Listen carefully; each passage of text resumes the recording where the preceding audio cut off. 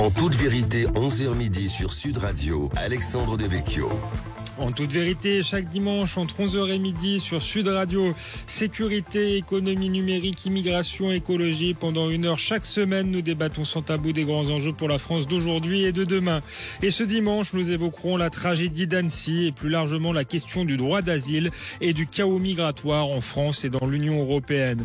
Pour en parler, nous avons le plaisir de recevoir Philippe Fontana et Xavier Driancourt. Philippe Fontana est avocat et essayiste. Il est l'auteur d'un essai édifiant qui vient de paraître, La vérité sur le droit d'asile, les réalités d'un système dévoyé, coûteux et militant. C'est aux éditions de l'Observatoire. Xavier Driancourt est diplomate, ancien ambassadeur de France en Algérie.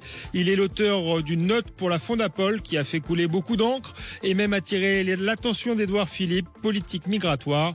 Que faire de l'accord franco-algérien de 1968 ? Il nous dira si, selon lui, la France doit dénoncer cet accord. C'est un moment d'horreur absolue, comme la France en a connu trop souvent ces dernières années. Ce jeudi, 6 personnes, dont 4 enfants, ont été attaquées au couteau dans un parc d'Annecy par un demandeur d'asile syrien bénéficiant d'une carte de résident accordée en Suède.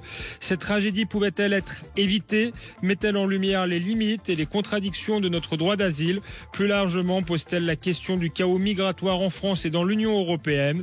Que peut-on faire pour y remédier? Faut-il se défaire de certains traités et accords? Le Danemark peut-il être un modèle? Tout de suite, les réponses de Philippe Fontana et Xavier Driancourt en toute vérité. En toute vérité sur Sud Radio, Alexandre Devecchio. Xavier Driancourt, Philippe Fontana, bonjour. Bonjour. Bonjour. Ravi de vous recevoir sur ce plateau. On revient sur cette actualité tragique, cette attaque au couteau d'Annecy. Philippe Fontana, je voulais vous faire réagir en premier. Vous avez fait un papier sur Le Figaro pointant justement les limites du droit d'asile. Ceci étant dit, il était en situation irrégulière. Est-ce que le droit n'a pas tout simplement été respecté? Bon, en préambule, je rappellerai que tous les bénéficiaires du droit d'asile ou même tous les demandeurs de ce droit ne sont pas porteurs d'un couteau. Ensuite, dans votre présentation m'est venu le terme d'oxymore lorsque vous parlez dans un même temps d'une personne qui est réfugiée en Suède et qui sollicite l'asile en France. Mais tout est dit. Tout est dit du côté ubuesque de notre droit d'asile en France. Qu'est-ce qui se passe? C'est tellement subtil que je vais essayer de vous l'exposer le plus rapidement possible. C'est une personne qui a obtenu la protection en Suède. Peut-être pas exactement le droit d'asile, mais la protection subsidiaire. C'est-à-dire pour toute personne qui, sur un théâtre de conflit armé, voit sa vie être en péril, comme c'était le cas en Syrie pendant ces dernières années. Bon, cette personne obtient un statut de protection en Suède et veut changer ce statut pour l'obtenir en France. Or, on ne peut pas l'obtenir en France si on n'a pas une condition régulière de son séjour. Donc déjà, il se pose la responsabilité de la régularité de son séjour en France qui conditionnait cette demande de transfert de protection. Donc, est-ce qu'il était demandeur d'asile? À mon sens, il n'aurait même pas dû l'être et à mon sens, la préfecture n'aurait pas dû l'enregistrer. Donc, il a présenté une demande à l'OFPRA qui a été rejetée. Est-ce qu'il s'est adressé directement à l'OFPRA? Je crois que non, d'après mes informations. Il est passé par le guichet unique des demandeurs d'asile à la préfecture. Celle-ci aurait dû au moins passer ses empreintes dans le système Eurodac, s'apercevoir qu'il avait un titre de réfugié en Suède, et à ce moment-là, selon moi, d'après la jurisprudence du Conseil d'État, aurait dû l'inciter ou le forcer à revenir en Suède. Mais tout ça est tellement compliqué, il y a tellement d'exceptions à la règle que même là-dessus... Que c'est un système totalement kafkaïen en réalité. C'est un système kafkaïen et même sur cette question de ce bénéficiaire de la protection qui est syrien, il y a eu un véritable dévoiement du droit d'asile. Moi, j'explique dans mon livre que le dévoiement est avant tout économique parce que la plupart des gens qui demandent le droit d'asile en France le font pour des raisons économiques. Or là, c'était même pas le cas, parce que ce fameux Syrien, lui, avait déjà obtenu une protection. Oui, c'est certes, mais la protection qu'il a obtenue notamment en Suède, c'est quand même parce qu'il venait d'un pays en guerre. La Syrie, même si vous expliquez dans cette tribune qu'il ne s'agit pas tout à fait d'un réfugié politique, que c'est au titre de la protection subsidiaire. Parce que vous avez 3 types de protection en France. Vous avez la belle protection. Protection sacrée qui est dans le préambule de la Constitution, c'est tout homme persécuté pour son engagement en faveur de la liberté a le droit d'asile sur les territoires de la République. Ensuite, vous avez toujours l'asile constitutionnel. On parle dans la Constitution de combattants pour la liberté. Ça, c'est extrêmement beau. Ça renvoie à la notion sacrée du droit d'asile qui est intemporelle. Ensuite, vous avez la protection conventionnelle de Genève. Là, c'est tout homme qui pourrait être persécuté ou qui l'est en raison de sa race, de sa religion, de sa nationalité ou même de l'appartenance à un corps social déterminé, un groupe social exactement déterminé. À ce moment-là, le groupe social déterminé, c'est la fameuse jurisprudence que je ne cesse de citer de Lamalienne, qui obtient le droit d'asile sur le fondement de la Convention de Genève. Vous avez un arrêt de la CNDA du 5 mai 2021 parce qu'elle a fait l'objet d'un mariage forcé. Or, la difficulté en matière de droit d'asile, c'est que d'après une étude de l'ONU, 35% des femmes subsahariennes sont menacées de mariage forcé. Donc vous imaginez que la plupart de nos amis africains sont soit éligibles sur ce fondement du droit d'asile, soit même lorsqu'il y a un conflit là au Burkina. J'ai vu une jurisprudence de la CNDA qui déclare que telle portion du Burkina Faso est éligible à la protection subsidiaire parce que la violence est tellement aveugle et est tellement intense que la personne peut demander, si elle réside sur sa zone, une protection subsidiaire en France. Donc, quand bien même ce ne serait pas seulement des réfugiés économiques, comme vous l'avez rappelé, la détermination du champ d'application de la protection internationale en France s'est tellement accrue que l'on arrive à accueillir des centaines de milliers de personnes. Xavier Driancourt, on va parler avec vous de votre note de la Fondapol, qui est sur un sujet précis, c'est l'accord de 1968 entre la France et l'Algérie, mais en tant que citoyen, observateur, qu'est-ce que vous avez pensé de ce drame d'Annecy? Est-ce que c'est un drame inévitable, lié à la fatalité, ou est-ce que cela aurait pu être évité selon vous? Je crois que tout ce qu'a dit Maître Fontana est parfaitement clair. Alors je me sens d'autant plus concerné que toute ma famille est d'Annecy. Alors je vois tout à fait l'endroit où ce drame a eu lieu, mais tout ce qu'a dit Philippe Fontana est parfaitement clair. C'est-à-dire qu'il y a une accumulation de faits, tout ça étant sous le contrôle du juge.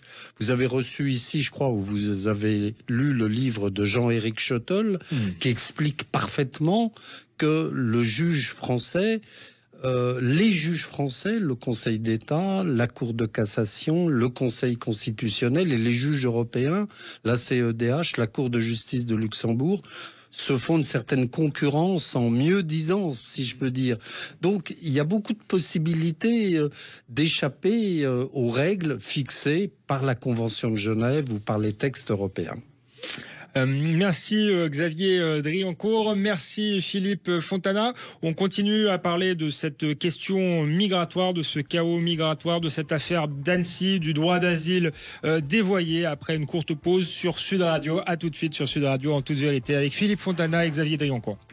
En toute vérité, 11h midi sur Sud Radio, Alexandre Devecchio. Nous sommes de retour sur Sud Radio, en toute vérité, avec l'avocat et essayiste Philippe Fontana, qui vient de faire paraître un livre édifiant, La vérité sur le droit d'asile. C'est aux éditions de l'Observatoire, et avec Xavier Driancourt, ancien diplomate, auteur d'une note pour la Fondapol sur l'accord entre la France et l'Algérie de 1968.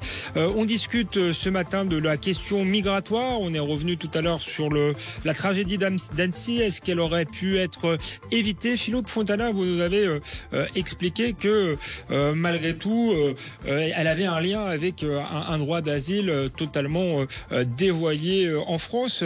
Est-ce que c'est devenu, vous nous expliquez d'ailleurs que ce droit d'asile était une filière pour l'immigration. Est-ce qu'on est capable d'évaluer en France le nombre de personnes en situation irrégulière? Oui. Un préfet de mes amis m'expliquait que vous, pour procéder au calcul, vous deviez prendre les bénéficiaires de l'AME, l'aide médicale de l'État, et vous rajoutiez 30%. Mais pour revenir à la question que vous vous posiez, est-ce que cette tragédie aurait pu être évitée? Moi, je pense que oui. Pour cela, il faudrait que l'État reprenne le contrôle de ses frontières. Et surtout, il faudrait que l'État reprenne le contrôle, au moins administratif, de la présence des étrangers en France. Bon, quand on pense que le mis en cause dormait dans la rue, ou dormait dans une église, mais c'est quand même, ça devrait attirer notre attention sur la vacuité d'un certain nombre de prérogatives de la puissance publique dans ce pays. Comment une personne peut-elle dormir dans la rue, surtout si c'est un étranger, sans qu'elle soit contrôlée? Donc à ce moment-là, on revient toujours à la même chose, la préfecture aurait dû être informée et aurait dû prendre les mesures nécessaires. Donc oui, l'État peut le faire, mais pour l'instant, l'État est en partie désarmé et en partie corseté par le droit européen et désarmé, comme disait l'ambassadeur Riancourt, par des magistrats, par des juges, par des cours suprêmes nationales ou européennes qui effectivement se font concurrence entre elles. Je rappelle une jurisprudence de la CJUE. La CJUE condamne la France pour contrôler des étrangers dans une bande de 20 km au-delà de la frontière. Elle estime que c'est contraire à un certain nombre de dispositions européennes et à l'accord de Schengen. Donc tant qu'on ne sera pas revenu sur ces mesures, eh bien, on ne sera pas à l'abri d'un fait divers aussi tragique soit-il. Xavier Driancourt, comme le disait Philippe Fontana, est-ce que c'est aussi une question européenne? D'autant plus que là, il est arrivé légalement via la Suède. Donc effectivement, ça pose la question de Schengen et de la libre circulation à l'intérieur de Schengen. Est-ce qu'il faut le remettre en cause? Est-ce que vous croyez à une solution européenne? Est-ce que ça passera par un retour des États et de leur souveraineté propre? Mais je crois qu'il y a plusieurs degrés dans cette réflexion. D'abord, on n'échappera pas, à mon avis, à une réflexion ou à une remise en cause du dispositif de Schengen.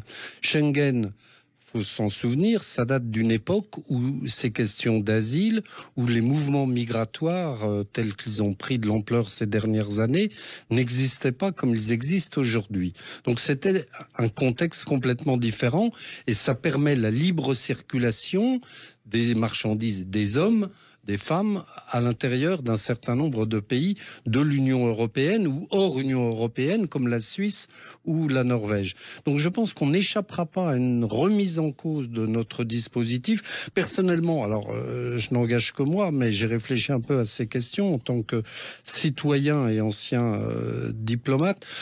Je me demande si le principe même de libre circulation doit être maintenu tel qu'il a été prévu dans les années 80, en 1990, dans la Convention de Schengen. En d'autres termes, que vous, Alexandre Devecchio, que vous, Philippe Fontana, et que moi, citoyen français et européen, nous puissions circuler librement dans l'espace Schengen, aller en Estonie, en Espagne ou en Suède, très bien, c'est le droit de la Convention de Schengen, mais qu'un étranger et un visa pour la France ou pour l'Espagne qui vaut visa Schengen et que donc il puisse circuler librement dans l'espace Schengen, je pense qu'on peut aujourd'hui, en 2023, peut-être se poser la question. Vous voyez, alors c'est difficile parce que ça revient à faire une différence entre les citoyens européens qui peuvent se déplacer librement dans l'espace Schengen et les étrangers qui n'auraient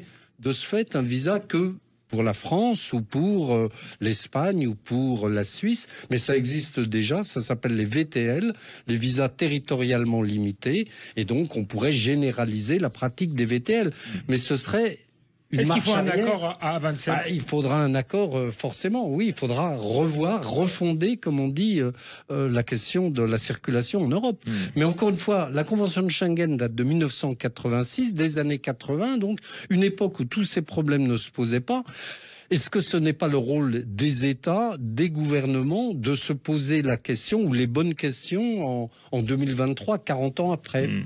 Il y a la question de Schengen sur l'Europe, mais Philippe Fontana le rappelait, il y a aussi toutes les cours européennes, notamment la Cour européenne des droits de l'homme, avec des décisions qui sont prises par des juges de ces cours-là. Est-ce que il faut tout simplement se défaire de ces traités-là ? Alors on va parler parlez vous avez écrit une note sur la question du traité avec l'Algérie, mais est-ce qu'il n'y a pas des traités européens sur lesquels il faut revenir, qu'il faut renégocier, ou alors en sortir unilatéralement, puisque c'est trop compliqué de les renégocier? Il y a, vous l'avez dit, une composante européenne, et vous avez mentionné la CEDH, la Cour européenne des droits de l'homme. La CEDH, ce n'est pas l'Europe des 27. La CEDH, c'est la grande Europe, à 40 et quelques, qui va jusqu'à la Géorgie, l'Azerbaïdjan, la Biélorussie. Donc c'est la grande Europe. Et la Russie, il y a encore quelques temps. Donc c'est quelque chose qu'il faut avoir en tête. Alors, se défaire de la CEDH, ce sera difficile. Il y a certains partis politiques qui l'ont posé en préalable. Je rappelle que les recours individuels devant la CEDH n'existaient pas. Il date de 1981 ou 82, où on a permis à un débouté du droit d'asile, par exemple, de faire un recours individuel devant la CEDH. Donc, vous voyez, il y a une gamme de solutions. Philippe Fontana, pour ce qui est des traités européens, vous pensez que c'est l'une des clés pour retrouver la maîtrise de notre politique migratoire? Mais la maîtrise de notre politique migratoire revient à revenir à la maîtrise de notre souveraineté. Lorsque vous prenez l'exemple du Danemark, tout le monde s'expodie sur le Danemark, que ce soit des membres du gouvernement ou des membres de l'opposition, vont faire un pèlerinage au Danemark et en reviennent expodiés. Mais il y a quasiment une tromperie sur la marchandise. Pourquoi? Parce que le Danemark a voté non à Maastricht en 1992. C'est ce qui leur a permis de renégocier le traité de Maastricht par l'accord d'Édimbourg, qui enlève de la compétence européenne tout ce qui a trait aux affaires intérieures et à la justice. Donc le Danemark n'est pas du tout dans la zone de compétence du droit européen en matière d'asile, donc ils font ce qu'ils veulent. Quand tout récemment, il me semble que c'est en 2016, le Danemark prend la Jewelry Act, où toute personne qui souhaite obtenir l'asile au Danemark, donc tout demandeur d'asile, peut se voir obligé à partir de 1 500 € de bijoux ou de montres de les remettre pour garantir son séjour au Danemark ou son retour. Il n'est même pas envisageable juridiquement, là je ne vous parle pas politiquement parce qu'on entendrait des cris d'orfraie, mais il n'est même pas question juridiquement de l'adopter en France. Alors vous avez une autre solution, qui est la solution hongroise. En fait, l'année 2015, c'est l'année de l'explosion migratoire. 2015, vous avez eu 175 000 demandes d'asile en Hongrie, vous en avez eu 163 000 en Suède et vous en avez eu 80 000 en France, sachant que la Hongrie et la Suède, ce sont des pays qui ont à peu près 10 millions d'habitants. Nous, on en a à peu près 68 millions aujourd'hui. D'accord ? 70 même, oui. Voilà, on avance, on se demande bien comment. Mais la Hongrie a fermé ses frontières pour la demande d'asile.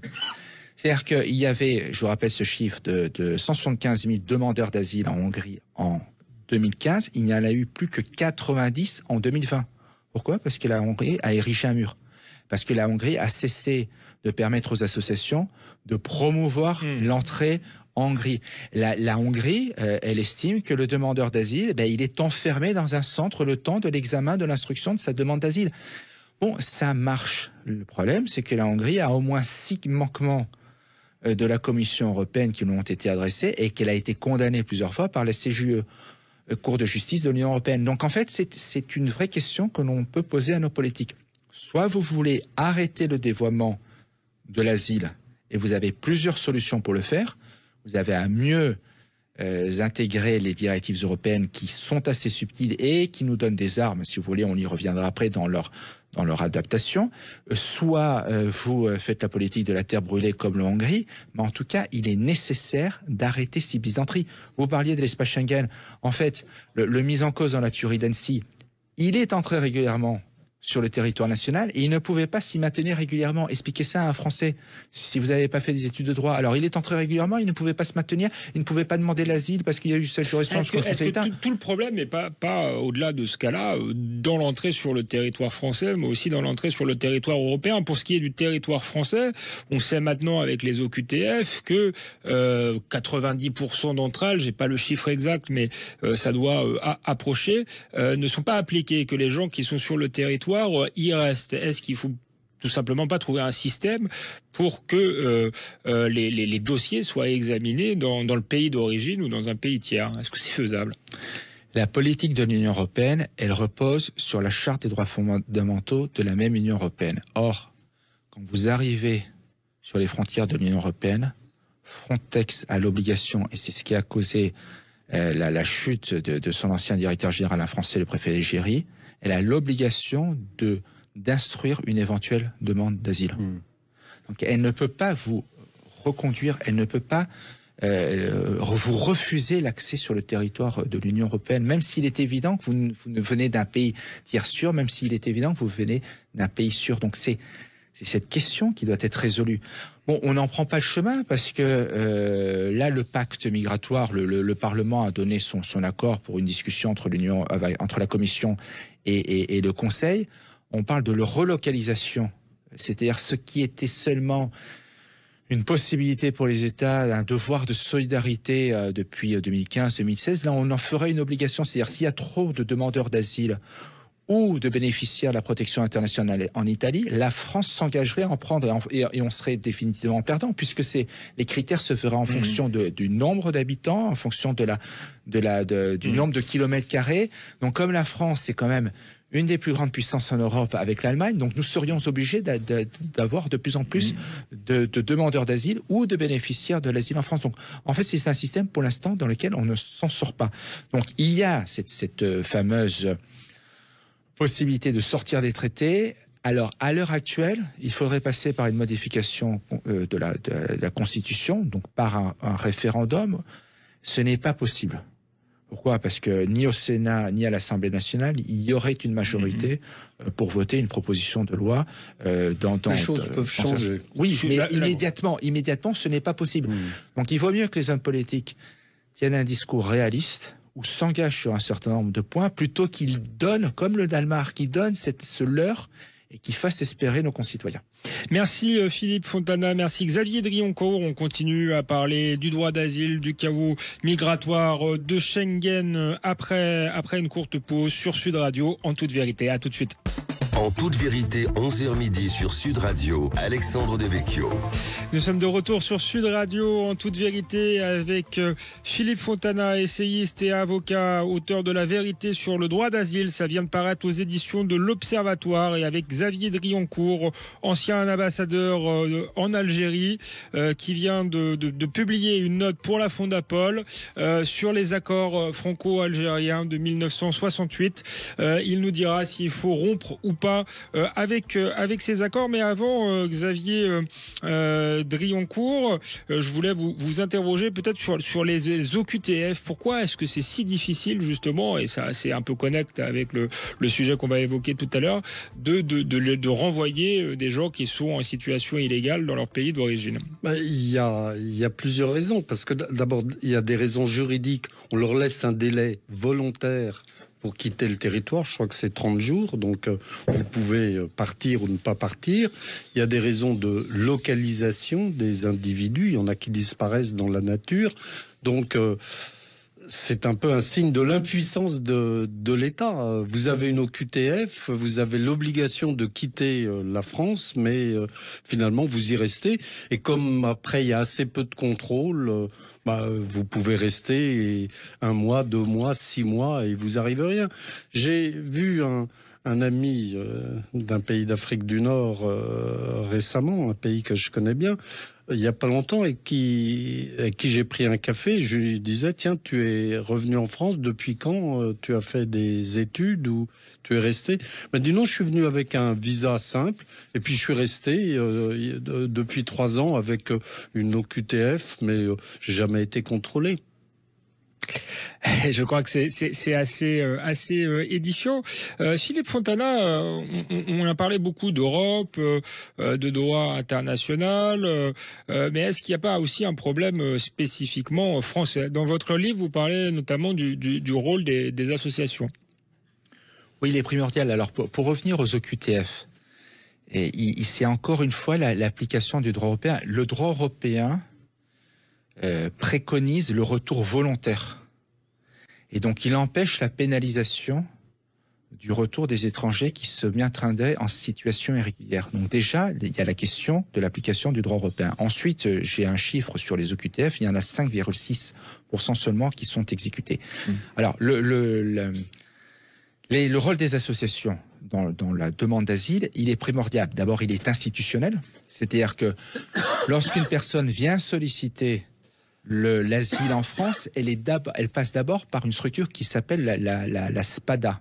Et la SPADA, c'est tenu par des associations. Donc, avant d'aller dans le guichet unique de la demande d'asile gérée par les préfectures, elle passe par une structure d'accueil gérée par les associations.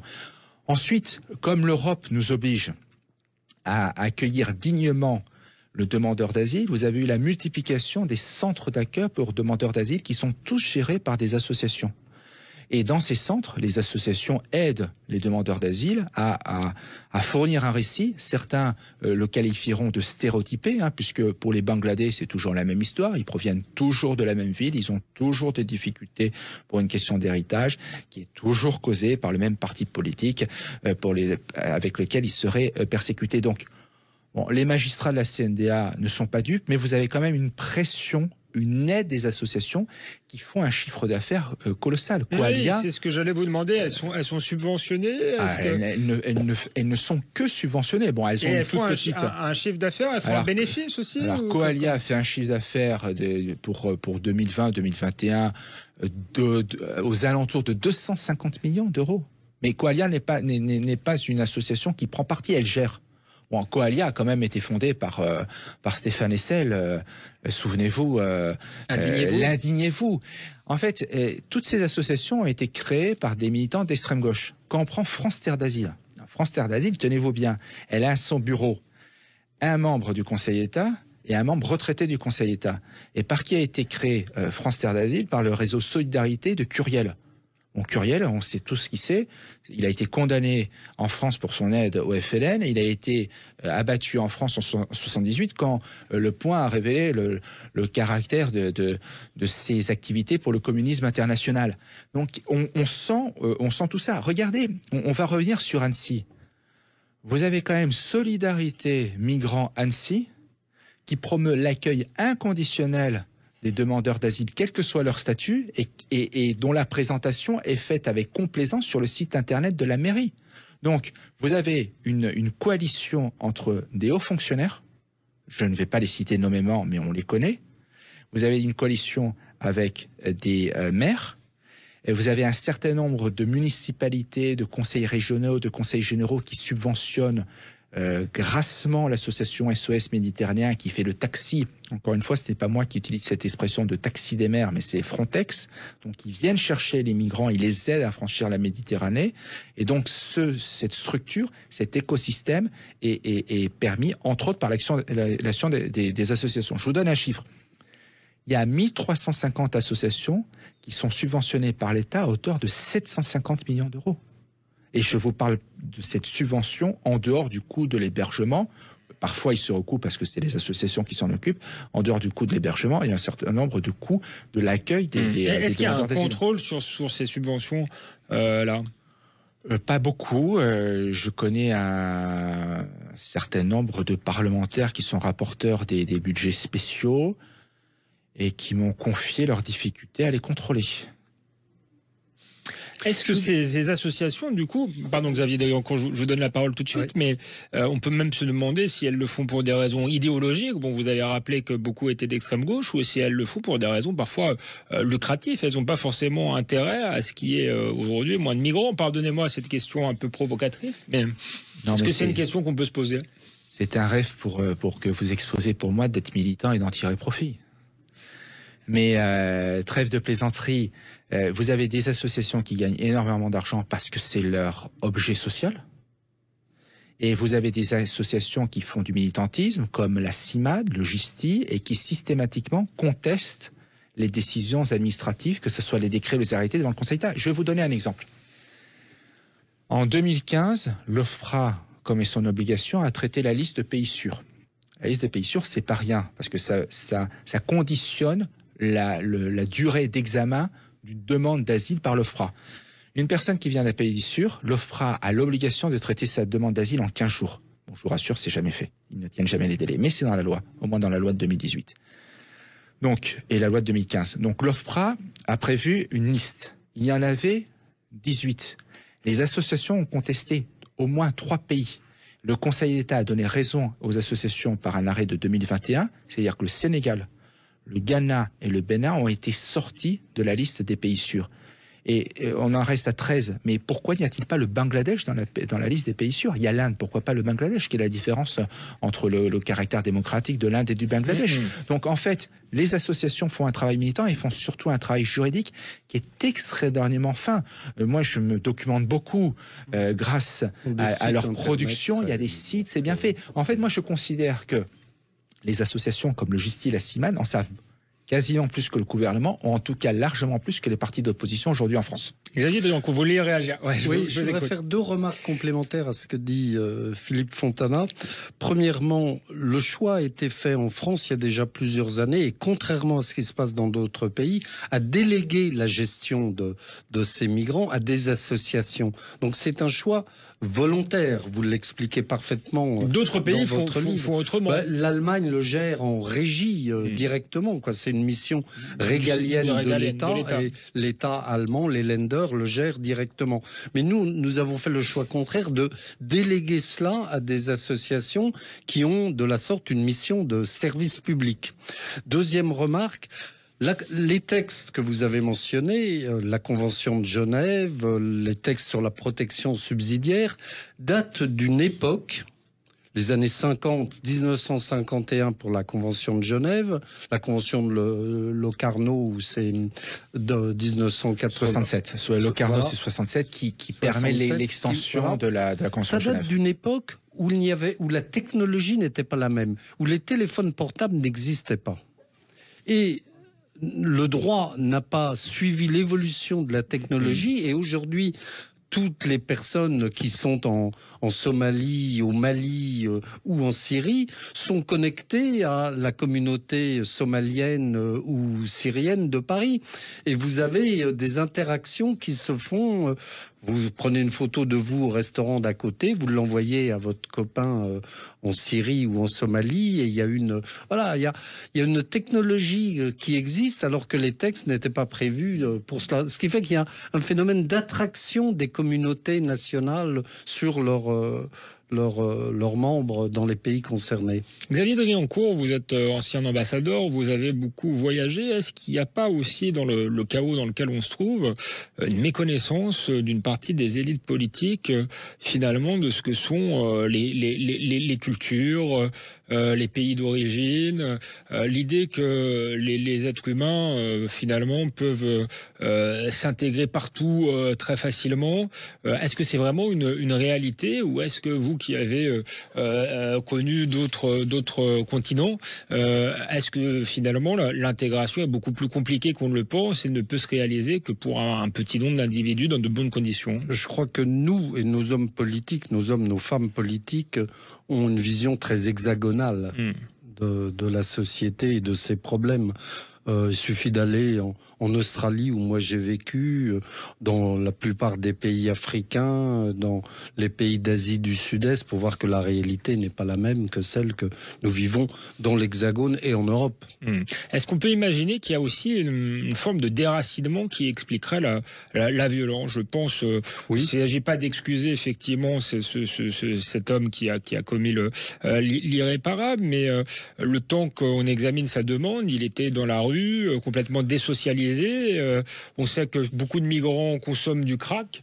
Est-ce que sous prétexte de générosité, on n'est pas en train de fabriquer des individus totalement désintégrés et déracinés? Mais non seulement cela, mais le fait aussi et même surtout que ces personnes ont vécu des choses absolument abominables. La traversée de l'Afrique, la traversée de la Méditerranée, les viols qui ont lieu en Libye, les rétentions de plusieurs mois en Libye ou en Afrique du Nord, le passage des frontières qui est souvent difficile, la corruption ambiante, le racket. Ils arrivent en France après un voyage extrêmement difficile. Donc je crois que ça compte également beaucoup dans l'atmosphère de violence. Xavier Driancourt, merci. Philippe Fontana, merci. Restez avec nous sur Sud Radio. En toute vérité, on continue à parler de cette question, de toutes les questions que soulève la tragédie d'Annecy, une tragédie malgré tout liée à la question de l'immigration et du chaos migratoire en France et en Europe. On se retrouve pour la dernière partie de l'émission après une courte pause. En toute vérité sur Sud Radio.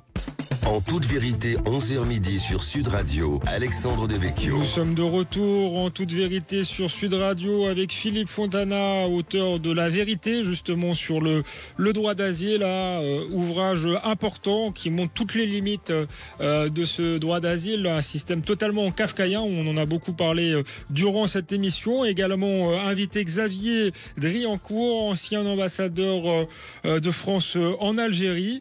Il est l'auteur d'une note pour la Fondapol qui a fait couler beaucoup d'encre et même on en parlera, susciter l'attention d'Édouard Philippe. Cette note s'appelle « Que faire de l'accord franco-algérien de 1968 ?» Tout d'abord, qu'est-ce que cet accord que peu de gens connaissaient jusqu'il y a peu et pourquoi il est aussi capital selon vous? Cet accord est important parce qu'il a été pris dans la foulée des accords d'Évian. Les accords d'Évian, à l'époque, on pensait que la communauté pied-noir resterait en Algérie, donc il y avait des dispositions de libre circulation pour permettre aux pieds-noirs de revenir en France quand ils le voulaient, puisqu'ils gardaient la nationalité française. Il s'est passé en juillet 62 un certain nombre d'événements qui font que les pieds-noirs ont quitté brusquement l'Algérie, et donc il y avait une sorte de vide juridique à partir de 1962, et c'est pour cela qu'on a négocié avec l'Algérie en 68 un accord particulier qui ne revient pas au principe de libre circulation, mais qui fixe un certain nombre d'avantages au profit des Algériens en matière de circulation et d'installation sur le territoire français. Quel type d'avantages? Un certain nombre d'avantages en matière de regroupement familial, en matière de conditions d'intégration dans la société française, en matière de contrôle du juge, en matière de scolarité, de visa de commerçant, quoi. Il y a toute une série d'avantages qui ont été fixés pour les Algériens. Ceci à une période où la France, en période des 30 Glorieuses, avait besoin de main-d'œuvre et de main-d'œuvre francophone pour nos usines Renault, Peugeot, à Sochaux, etc. Donc un accord assez particulier, assez dérogatoire, même si il y a un certain nombre d'avantages qui ensuite ont été reniés ou ont été étendus à d'autres nationalités. Mais c'est vraiment un texte fondateur dans la relation franco-algérienne. Ça a été fait peut-être pour avoir des meilleures relations après la guerre à l'époque? Pour combler encore une fois ce vide juridique avec l'Algérie en matière de circulation. Et puis aussi, il faut savoir que compte tenu de ce qu'on appelle la hiérarchie des normes, c'est-à-dire constitution, traités internationaux et lois, les traités internationaux ont une valeur juridique supérieure à celle des lois. Maître Fontana opine. Donc les traités l'emportent sur les lois.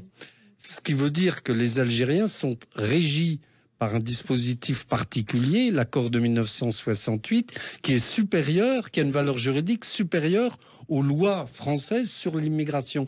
Donc quand les députés français votent une loi sur l'immigration, ces lois ne concernent pas les Algériens qui dépendent, le juge le rappelle, le Conseil d'État le rappelle, la CEDH le rappelle, qui dépendent de l'accord franco-algérien de 1968. Et est-ce que c'est pas une exception qu'on pourrait tolérer? Pourquoi ça pose un problème particulier d'avoir de bonnes relations avec l'Algérie? Est-ce que, j'inverse la question, est-ce qu'en contrepartie nous obtenons des avantages? Est-ce que les Algériens sont plus conciliants pour la délivrance des laissez-passer consulaires, par exemple? Voilà. Ça n'a pas l'air d'être le cas. Est-ce qu'on a déjà essayé de le renégocier? On l'a renégocié à 3 reprises, mais vraiment à la marge. On n'a jamais renégocié l'ensemble du dispositif. Et pourquoi c'est si important, selon vous, de le faire maintenant? Est-ce que c'est un outil de pression, justement? On parlait tout à l'heure des OQTF, de la difficulté de rapatrier les personnes en situation irrégulière sur leur territoire d'origine. Est-ce que ça peut permettre finalement d'avoir davantage de laissez-passer consulaires? Ce serait évidemment un moyen de pression sur l'Algérie. Comme je vous le disais, c'est la deuxième raison. Il y a quand même un angle mort dans notre politique migratoire parce que les Algériens sont concernés non pas par les lois mais par ce dispositif particulier. Et puis, troisièmement, je pense que comme instrument diplomatique, c'est-à-dire on n'est pas obligé non plus c'est ce que j'explique dans la note, on n'est pas obligé de dénoncer l'accord franco-algérien, mais on peut dire aux Algériens, voilà, nous sommes en juin 2023, donnons-nous jusqu'en décembre ou jusqu'à la fin de l'année pour remettre à plat l'ensemble du dispositif, nos obligations et vos obligations en matière de circulation des personnes. Et si nous ne parvenons à rien à la fin de l'année, nous devrons dénoncer l'accord franco-algérien. Pourquoi c'est si compliqué? Pourquoi les hommes politiques semblent aussi timides sur cette question? Parce que l'Algérie, c'est très compliqué dans l'esprit de nos politiques, parce que l'Algérie, c'est de la diplomatie et de la politique intérieure française. À propos de l'Algérie, Emmanuel Macron avait parlé de crimes contre l'humanité. C'était la colonisation en général, d'ailleurs, pour être précis. Est-ce qu'il y a finalement une logique de culpabilité et de repentance qui nous empêche d'agir politiquement? Et est-ce que cette logique-là, finalement, est instrumentalisée par le régime algérien? Le président Macron a lui-même critiqué la rente mémorielle et l'instrumentalisation de l'histoire par les Algériens, par les autorités algériennes. Donc vous voyez que lui-même a cette approche des choses. Philippe Fontana, en élargissant au-delà de l'Algérie, on parlait de la culpabilité, de la repentance. Est-ce qu'il y a aussi, vous avez parlé du droit d'asile, une espèce de sacralisation du droit d'asile, l'idée finalement que c'est notre grandeur et notre générosité, et c'est pour ça aussi que c'est au-delà du dispositif kafkaïen que vous avez très bien décrit. Est-ce que c'est pour ça aussi que c'est difficile politiquement de pas le remettre en cause totalement, mais au moins de le repenser? Oui, ce caractère est inhérent. Chacun le sent. Je répéterai pas une nouvelle fois cette phrase de l'Exode, et tu connais l'étranger parce que toi-même t'es étranger quand tu es sorti d'Égypte. Que ça soit sous l'Ancien Testament, que ça soit sous les Romains, sous les Grecs, l'asile a toujours été considéré comme sacré. Donc on le sent. Par contre, ce que je voulais rappeler tout à l'heure, c'est que au moment de la fermeture des frontières migratoires par la France en 1975, c'est à ce moment-là, très précisément, que le nombre de demandeurs d'asile a commencé à augmenter considérablement. Donc on voit bien que, au-delà de ce caractère sacré, il y a un véritable dévoiement pour des raisons économiques. C'est vraiment c'est la seule manière pour un étranger de venir sur le territoire et de rester sur le territoire national alors qu'il est entré de manière irrégulière. Moi, je vais vous donner deux chiffres. En 2022, il y a eu 325 000 titres de séjour qui ont été accordés, que ce soit en matière d'étudiants, 110 000, en matière avec un caractère humanitaire, 50 000 quand même. Et vous avez eu dans le même temps 156 000 demandes d'asile. Or, toute personne qui demande l'asile en France, non seulement voit la régularité de son séjour lui être accordée, mais ensuite vous avez un certain nombre d'avantages, le fait d'être logé, le fait de recevoir une allocation, le fait de voir ses enfants scolarisés, le fait de bénéficier non pas de l'AME mais du PUMA, c'est-à-dire la protection universelle de maladie, comme tout Français qui cotise à l'assurance maladie. Et en plus, si vous réussissez à obtenir une protection, asile ou protection subsidiaire, vous pouvez faire venir toute votre famille sans condition. La condition qui n'est pas exercée dans l'accord de 68, mais en tout cas qui est exercée pour les autres. C'est-à-dire que vous réunification. Voilà, c'est-à-dire que vous devez avoir un logement décent, vous devez avoir un certain nombre de critères de moyens de subsistance pour faire venir votre famille. Or, en matière de bénéficiaires de l'asile, il n'y a aucune de ces conditions. Donc, oui, nous sommes complètement dépassés. Moi, ce que je voudrais essayer de conclure par une note d'espérance. L'important dans un droit qui est à moitié européen et à moitié national, c'est de transposer au mieux les directives de la manière la plus fine. Il y a un véritable travail de technicien qui peut s'opérer. J'espère qu'il y aura un projet de loi déposé par le gouvernement au Parlement pour obtenir, par exemple, que le principe de la collégialité devant la CNDA ne soit plus la règle, mais l'exception, et que ce soit un juge qui tranche cette demande, ce recours, lorsque l'OFPRA ne vous accorde pas la demande d'asile. Pour aller vite, il faut aller vite. Il ne faut pas laisser les personnes, pour leur bien et pour le bien de la nation, rester sur le pays trop de temps, puisqu'ensuite elles ne vont pas repartir. Xavier Driancourt, on a beaucoup parlé de la question du droit d'asile depuis le début de cette émission. On évoquait aussi tout à l'heure avec vous le traité franco-algérien de 1968. Et je me disais, c'est déjà compliqué de remettre totalement à plat la question du droit d'asile, mais on a l'impression que c'est peut-être toute la question de la politique migratoire qu'il faut remettre à plat. Parce que dans le cadre de l'accord que vous mentionnez avec l'Algérie, on parle finalement d'immigration légale, pas seulement d'immigration illégale. Oui, c'est compliqué sur un plan bilatéral, c'est compliqué sur un plan européen, mais c'est une question de volonté politique. Et tout à l'heure, quand j'évoquais les réformes possibles ou les pistes concernant une réforme de Schengen, vous voyez le travail qu'il y a à la fois chez nos politiques, chez les diplomates, chez les policiers, chez tous les gens qui sont concernés par ces questions de migration.